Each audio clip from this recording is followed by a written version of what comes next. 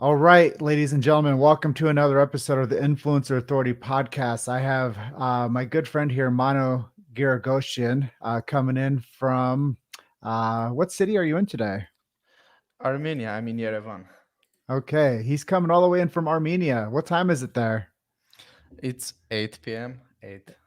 8 p.m. So the sun just came down, right? Or is it coming down? Yeah, it came down.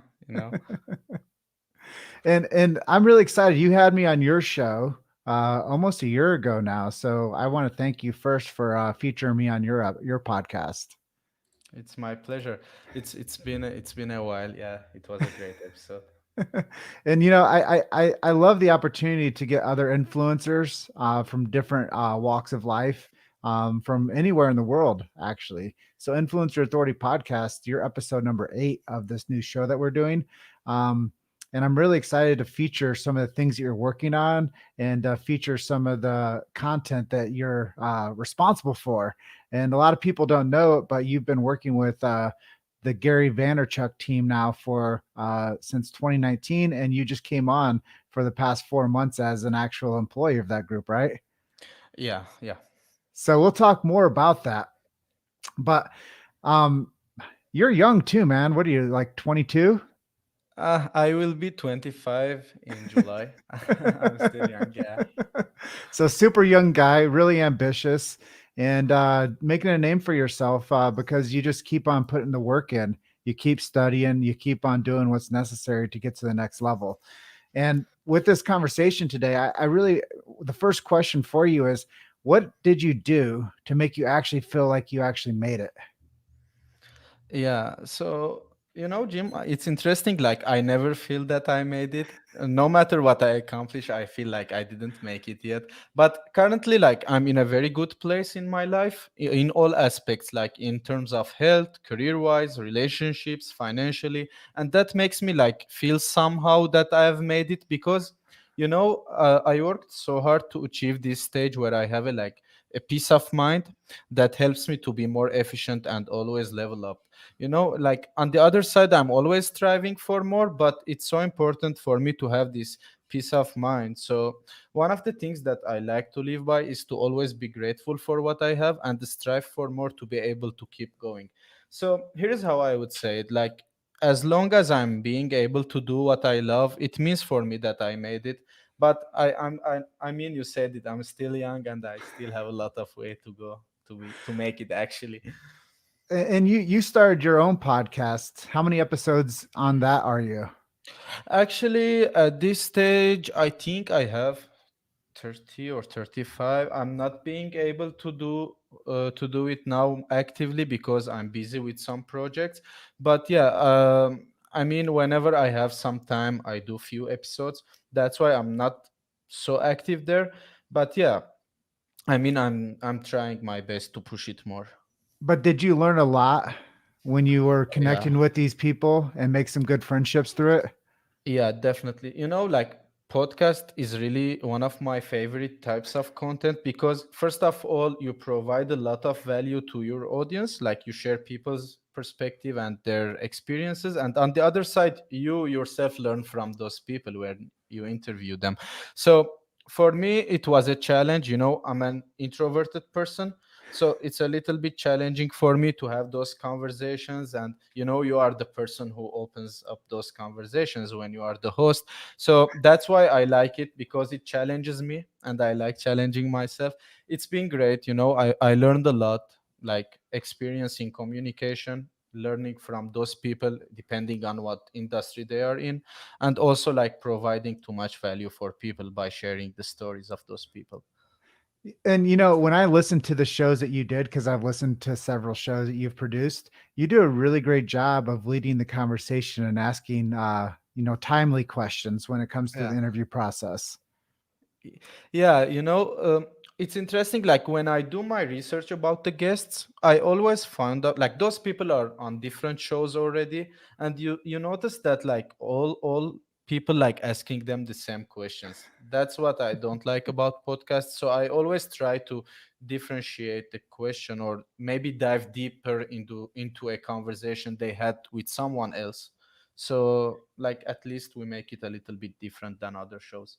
That's really cool. And I know that you probably do that with your marketing strategies and the content you create. And let's talk a little bit about that. How do you set yourself apart with the content that you create and the marketing strategies that you do?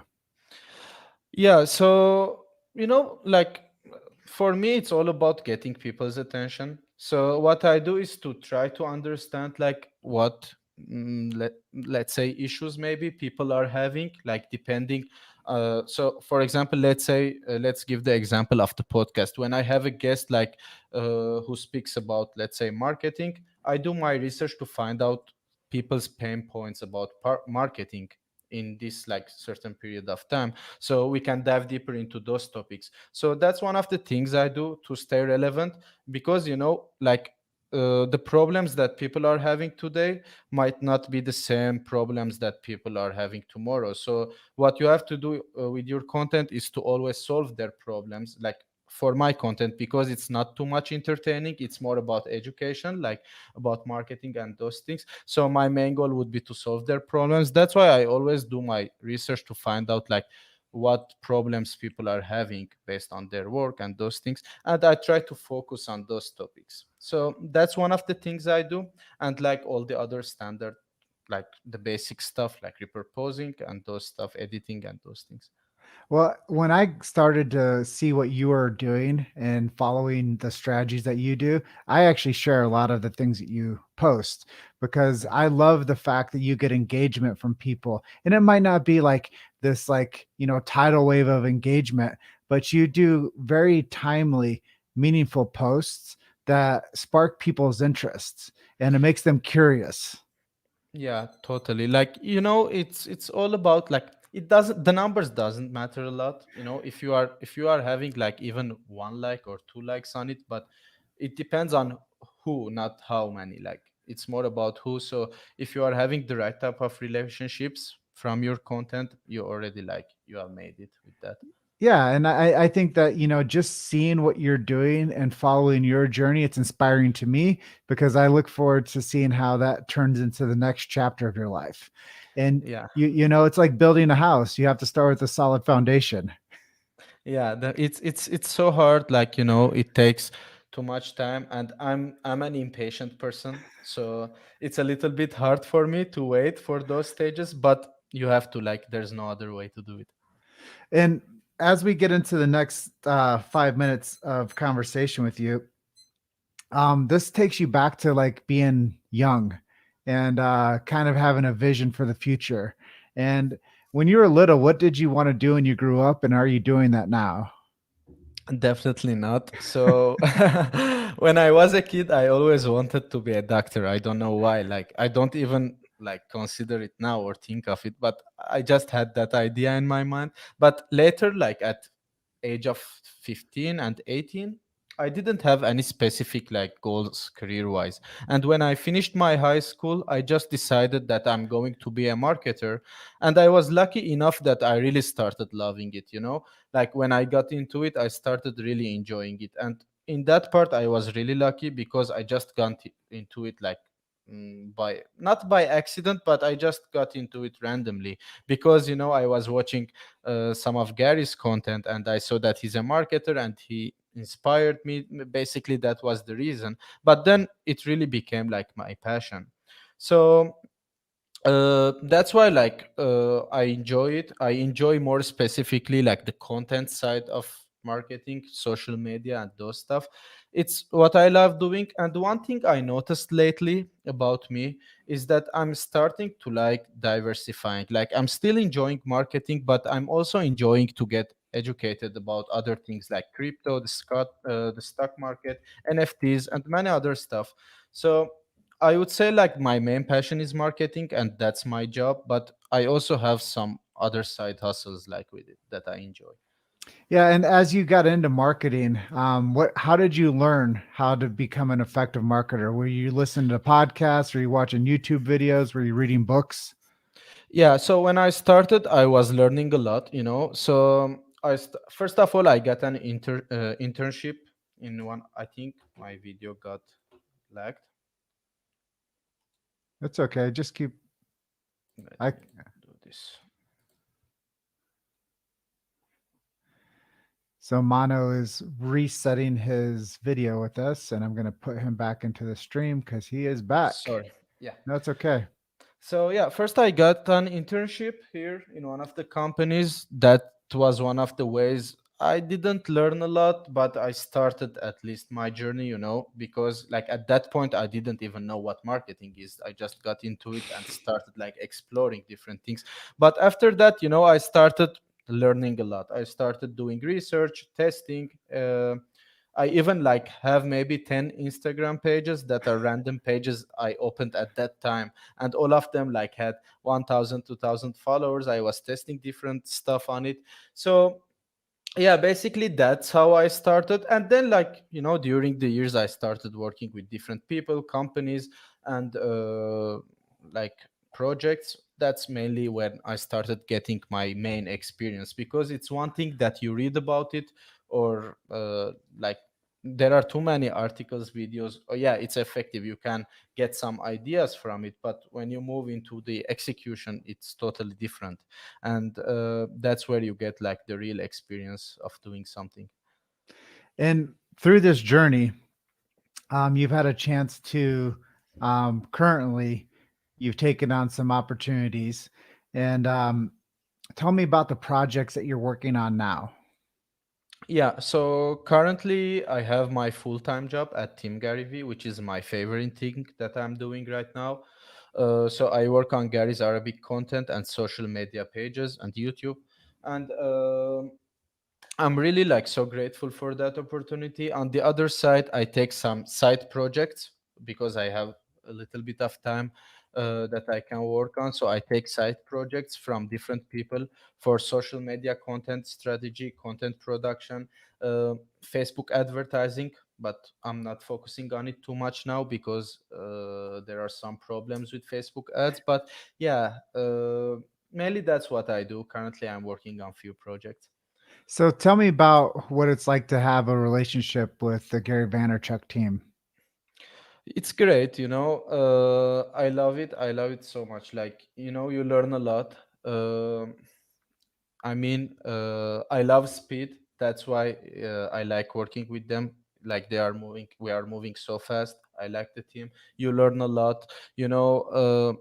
So the main thing for me is that I like to test different ideas, different things, and there you have like full flexibility to do whatever you want, to test everything you want. Like, and yeah, at the end, like, he has a like great structure in the company that I think like everyone who enters that company will become like successful in his job or her job, because like the structure of the company is so good.